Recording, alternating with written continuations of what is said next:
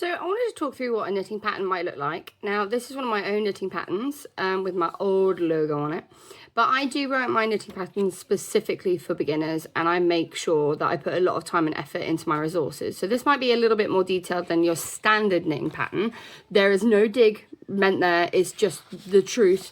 But I wanted to show you what standard knitting patterns often have. So the first thing you'll find is your pattern notes, and this is often just a little bit of story behind the pattern, like how the designer came up with it. But these are your most important things here. So whatever pattern you've bought, if it comes in a variety of sizes, the pattern will give you the finished sizes of each one. So for example, this is a jumper, so you've got your chest size here, the length, sleeve length, cuff, everything. But then it also shows you or tells you how much yarn you'll need for each size so that you can go out and buy exactly what you need. And then here we've also got the specification of what materials you need. So you need 2 different types of knitting needles and potentially a third. And this is your gauge. So this tells you how many stitches you should be using to create a certain size square. So this is telling us that 20 stitches is 10 centimeters in width, and that 29 rows is 10 centimeters in height. So that will give you a 10 by 10 centimeter square. Now what I should have done was, and in fact I'm going to do this now because this is actually my pattern. Why do you have a pencil without an end on it? That's madness. Come on, love. Good gosh. Here we go. So what you should normally have is, normally there'll actually be a square, which is a better representation, and it will have the arrows. Oh, that's awful. And it will say 10 by 10 on it. And then it'll tell you your amount of stitches. So we had 20 stitches because your stitches always go left to right. So they're your how many you have in your needle, can think of the word. And then your rows are what goes up in height, so 29 rows. So normally you'd get a lovely little diagram like that. I should actually include that here because it's just a lot easier to see. And then as a lovely little visual, you should also get a nice picture, like a nice diagram of what the garment might look like with the dimensions on it, so that you can better understand and make sure you're buying the right size, the right material, or you're knitting to the right size, getting the right material, etc. And then you'll have your abbreviations. So this is basically, these are going to be all the instructions that are inside the pattern, and this is telling you what all the little abbreviations mean. So in case you're not too sure, an abbreviation is just where a term or a word is shortened into single letters, or a small amount of letters. So for example, if we look at this one here where it says K2OG, or K2TOG, K2 TOG, that means to knit 2 stitches together. K is to knit, P is to purl, etc.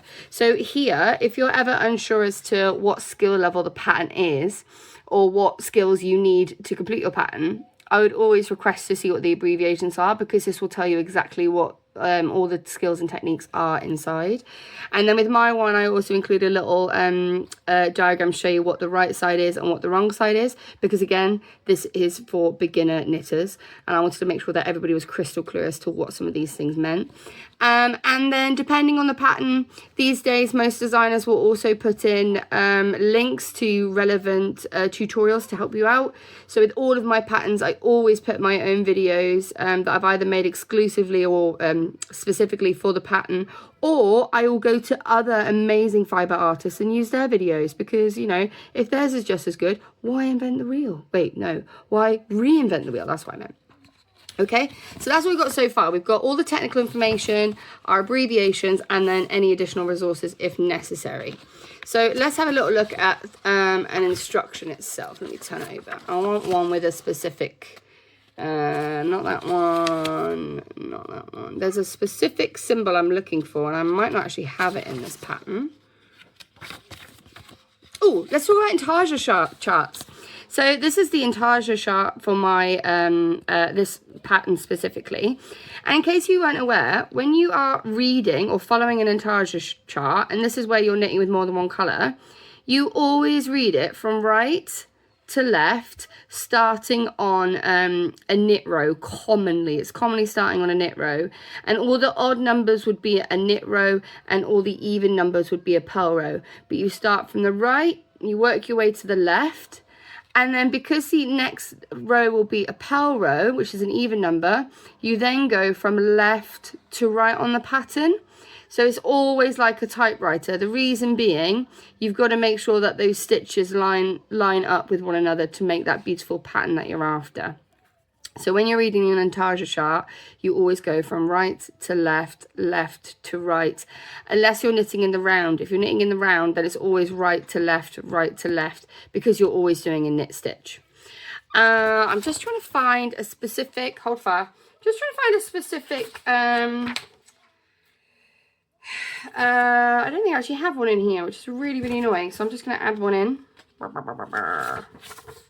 Yeah, I'm going to add one in real quick. Hold on. I'm just going to go start. Okay. So what you'll often always find in patterns as well is sometimes you'll find little asterisks, or you'll even find, very grossly unprepared for this, you'll even find some things in brackets. So if you find something in asterisks or in brackets, it will often say repeat from star to star or repeat from bracket to bracket. And that means you're going to complete that instruction all the way until the end. And then the other thing I want to show you is, these brackets. So when you pick a project and it's got more than one size, the stitches and all the instructions will relate to all of the sizes. So it always goes from smallest to largest. So for this one, we're talking about from the left sleeve, pick up 7, 7, 7. So for all the sizes, you would pick up 7 stitches. And then if we go for, and this one's a bit different, look. So along the back piece, pick up 26, 28, 28. So if we go back to the front real quick, here we go. So we've got 3 sizes here.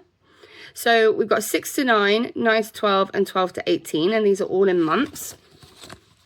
So the brackets represent, the first one will be 6 to 9, and then it will be 9 to 12, and then it will be the 12 to 18. So what I often do is I will go through the pattern, and with a highlighter, I will highlight the stitch number that I need to focus on for my specific size that I'm working with. So that's a really helpful tip if you're not too sure, if you're worried you're going to get really confused. And trust me, it's easily done. I will see what number size mine is in that order. So for example, I'm going to do 9 to 12, which means it'll be the middle number. And I would literally go through everything that has stitch information, and I would highlight all of those middle numbers to help reduce my confusion, okay?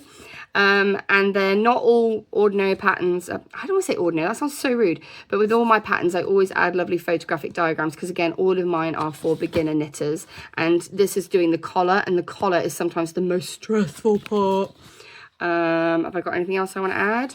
No, I think that's it. So that was a really quick rundown. I say quick, it's 8 minutes. Really quick rundown as to how to read a pattern, but I really hope you found that useful. And as always, happy knitting. Yes, Arthur!